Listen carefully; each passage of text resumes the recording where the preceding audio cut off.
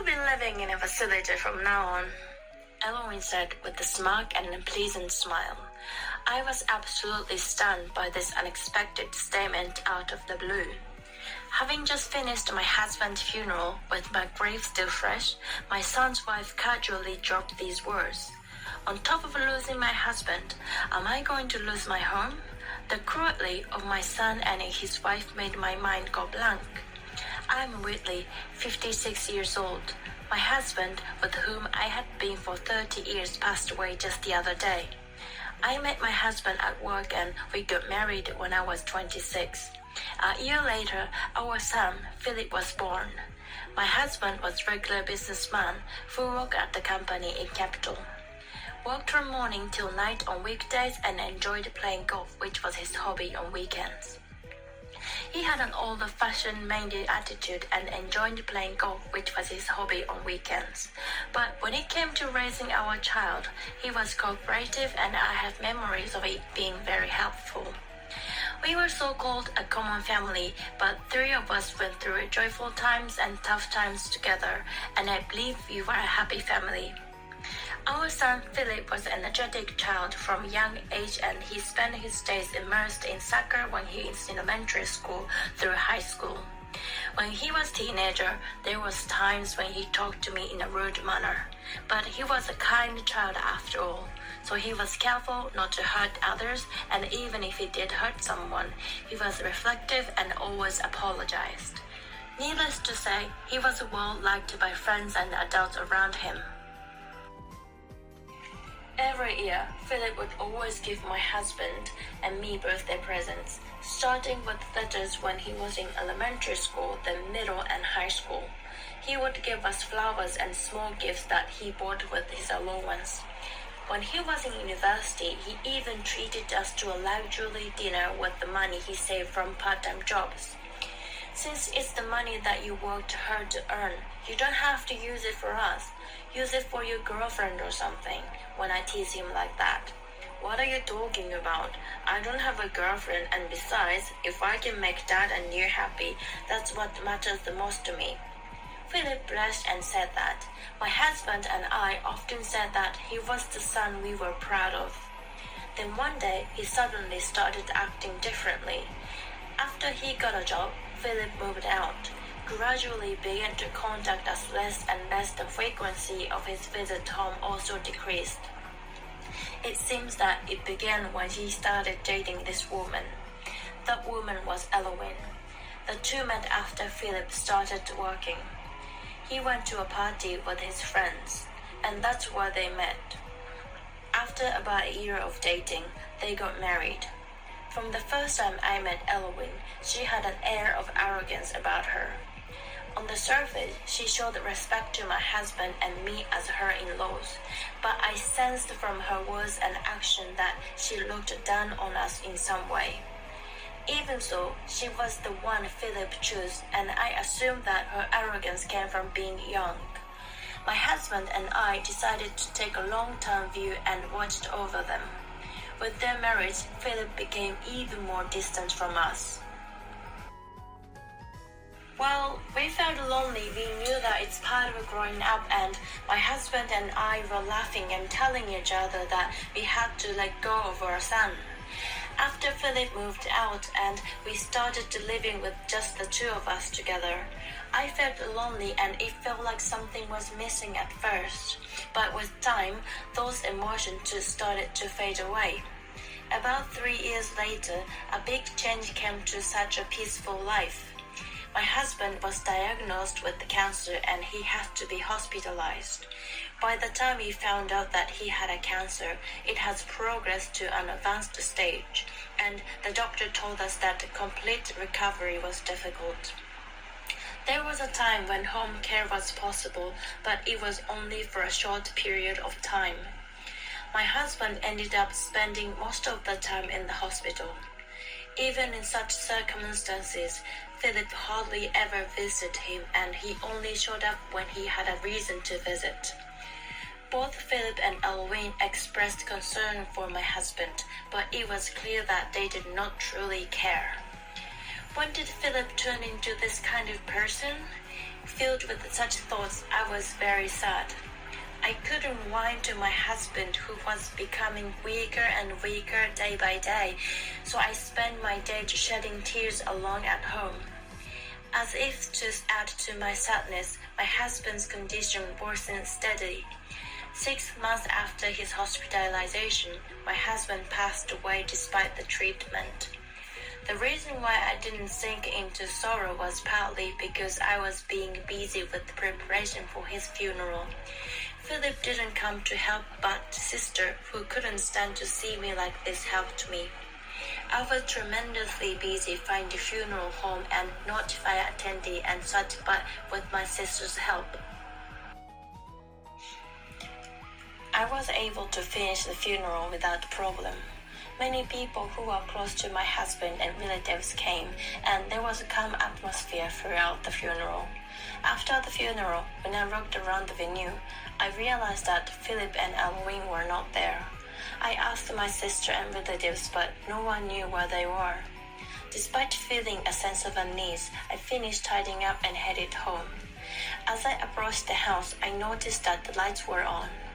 For a moment, I found it strange, but I thought Philip must have come home ahead of me. Feeling relieved by the thought, I walked the front door. When I entered the living room, there was some cardboard boxes piled up on the floor. There, Philip and Eloise was putting things in and out of the cardboard boxes. The funeral started in the afternoon, so it was already past 9 p.m. What are they doing at this late hour? And what are those cardboard boxes for? Puzzled, I approached them. They seemed to have noticed that I came home. "Oh, Mom, you're back," Philip said bluntly without even looking at my face. "Welcome back, Whitley. You've worked hard for the funeral." Eloise, who seems busy putting things in and out of the box, stopped her work and talked to me. "Yes, I'm home," I replied, wide confused, but then I realized something odd. The items Philip and Eloise were putting in and out of the boxes were my clothes and daily necessities. I was confused, so I asked, "Why are you packing my things?" Eloise replied, "Well, isn't this obvious? It's because you're moving out. Thanks to you being away from home 2 days because of the funeral, we were able to clean up so much." She said it as if it were a matter of course. "What do you mean by you moving out?" Caught off guard by the sudden news, I was bewildered. Philip started explaining. "Since Dad passed away, this house belongs to me now, right? Dad said before that I would inherit the house, and you and I would split the $50,000 cash inheritance according to Dad's wishes. Elvin and I will live in this house starting today." Philip said it clearly, without a tone, without the slightest hesitation. "Now you know, so please move out today. You will be living in a facility from now on." In contrast to Philip's serious expression, Edwin said to me in a disdainful manner with a grin on her face, Well, yes, your dad did mention something like that, but it's just a verbal agreement, not a formal will, right?" Panicking and questioned, "Whether it's a verbal agreement or not, it's still a will, right? If anything, Dad should have left everything, including a cash to me. After all, this old house doesn't have much value. And I'm sure that his saving decreased because Dad was in the hospital for so long for nothing." Philip responded, leaving in despair. How could Philip, who used to be so kind, say such cruel things? The reality which I could not accept was too much for me to take in. Adding insult to injury, Elwyn continued, "Yeah, right. If he was going to die anyway, he should have gone sooner. Why don't you sell this house? That way maybe your father would find some peace too." I was even terrified of Elwyn, who could say such cruel things to her family even if it was only in law. Because he married a woman like her, Philip has gone mad. The sadness and despair I was feeling just moments ago gradually turned into anger. "That's enough. There's difference between right and wrong. Philip, you used to admire your dad so much. What's with this attitude? Have you forgotten the gratitude for how he raised you? With my last hope, I appealed to Philip. However, my hope was shattered into pieces. Huh, Mom? What are you talking about? Of course, I'm grateful in my own way, but he's already dead, isn't he? There's no gain for me, even I thank the dead. Anyway, this house is mine, so Mom, please leave. Although I was shocked by Philip's heartless words, I calmly sensed that my anger from earlier subsided swiftly. Please make sure to take your belongings with you as soon as possible, since this is our house. Eloise said with a sneer, but I didn't really care what she said. By this point, I had made up my mind to stop considering Philip as my son, and to ensure these two would deeply regret their actions. Be my guest, I said, and I left home. It was already past 10 p.m. I felt bad because it was late, but I decided to stay at my sister's place for the night. When I explained the situation to my sister, she was even more furious than me, and I had a hard time calming her down. Having already regained my composure, I found her excitement amusing. I was able to stay composed by I had an ace up my sleeve. I'm going to be busy starting tomorrow. With such thoughts in my mind, I was finally able to sleep peacefully after a long time. The next day, I received a call. As I expected, the caller was Philip. It was exactly the timing I had anticipated that he would call, and I found it amusing and ended up laughing by myself. Did you hear from the lawyer? That was the first thing that I said it when I answered the phone. Mom, how do you know? More importantly, the lawyer said that this house isn't mine, but what does that mean? Dad said he wanted me to inherit this house, didn't he? Was it all a lie? Philip, in a semi-panic state, said it in a fast pace. In a response to him, I spoke gently, as if reasoning with a young child. It wasn't a lie. Your dad didn't want you to inherit the house until the time. At my response, Philip fell silent for a moment. Until the time? He asked in a weak voice. Let's discuss details with the lawyer. We are heading there now. I said it unilaterally ended the call. A few hours later, the lawyer, Philip, Eloise, and I sat facing each other in the living room of the house that Philip come to be his. Eloise was the first to speak. What does it mean? This house isn't not Philip's? The smug, condescending attitude she had displayed the other day has disappeared, and she asked the lawyer aggressively with a mixture of impatience and anger. Mr. Watson, please explain to them. I prompted the lawyer began to explain. Okay, first of all, Philip, how did you come to believe that this is house you would become yours? To the lawyer's question, my dad once told me that I would inherit this house when he died, and the money would be divided between my mom and me, Philip replied. The lawyer, upon hearing Philip's response, continued to explain calmly. It's possible that your father did say that, but was it formally documented in a will? Cold sweat dripped from Philip's forehead. That doesn't matter. It's true that my dad told me that I would inherit the house. Philip desperately tried to resort while his eyes were darting from side to side in panic. In the event that there is no will, the inheritance will be divided according to the law. This is called statutory inheritance, and in a case like this, the entire estate is divided equally between the spouse and children. Therefore, in your case, it will be divided between Whitley and Philip. The lawyer paused for a moment after he said this and continued his explanation. In contrast, if there is a veiled will, the contents of the will take precedence. 3 months ago, Philip's father requested me to prepare his will. Today, I'm here to explain the contents of the will.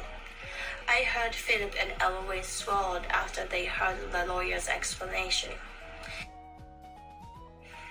I will state the conclusion. Regarding the distribution of your father's property, the house, the saving, and all other assets will be inherited by his spouse, Whitley. After hearing the explanation, Eloise started screaming in an angry voice while trembling. I never heard that we would get the house or money. I don't care about this will. Isn't this too oppressive? Philip, why don't you complain? However, Philip seems to have lost the energy to complain. In a feeble voice, he turned it to me with the question, Mom, what did you mean by that time you mentioned on the phone earlier? I explained everything to Philip about that time when my husband decided to make a will. 4 months ago, Philip and Eloise came to the hospital for a rare visit to my husband. My husband had to leave the hospital room for some time for an examination during which Philip and Eloise were left alone in the room. When my husband finished the examination and reached for the door to enter the room, he froze on the spot as he heard the conversation between the two. I think your father will be dead in a few months. Then the house will be ours. In response to Eloise's words, yeah, that's right. I wish my dad would stop getting the treatment which is futile and he would die soon. Should we sell the house if we can get a good price for it? They had such conversation and were laughing together. Hearing his beloved son's callous words, my husband fell into despair. After days of deliberation, he confided in me that he was going to make a will that would give me all of his property. However, my husband wanted to believe in Philip and continued to hope until the end of Philip's will reform himself. He kept telling me until his last moments that he wanted Philip to become a kind-hearted person he used to be. Of course, I felt the same way. If Philip changed, I was going to give the house to Philip as my husband had originally said he would. However, I decided to harden my heart because of Philip's and Eloise's heartless actions and words that day after the funeral. You threw away your last chance. I was hoping that you would reform yourself someday, but it looks like you never will. Philip, when did you become this way? And why did you choose such a person as your spouse?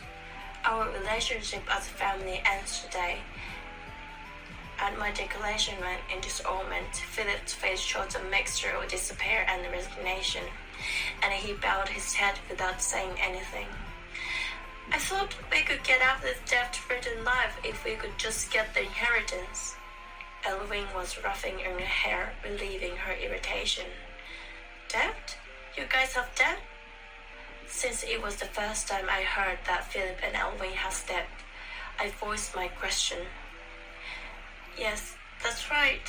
Philip loves gambling and I kept buying things I like, such as clothes and bags, so no matter how much money we have, it's never enough. And since Philip borrowed from the loan shark, no matter how much we repay, debt keeps growing. You're Philip's mother, so can't you help us out? Eloise started asking me for help. They have given it to their own desire, despise us, and have only thought of themselves, and now it's time for them to pay for it. At this point, no matter what they said, I had no obligation to help them. Just them, no doorbell rang. I went to open the door, and entering the living room was Eloise's father. Huh? Why? At the sudden appearance of her father, Eloise was left speechless. Similarly, Philip seemed surprised and his eyes were darting from side to side. I heard from Whitley and hurried came here. Eloise, what's gotten into you? You've been disrespectful to those who've helped you, only thinking about money. As a parent, I'm ashamed of you. I'll take care of you and your Philip's dead. Eloise and Philip were excited at the mention of having their debt taken care of, but Eloise's father quickly corrected them. Don't misunderstand. I'm just taking care of the debt from now.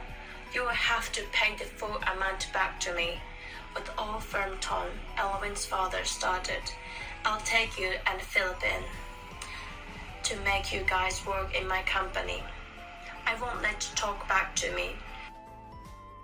Elwin's father owned a local company and explained it rapidly with his domineering approach.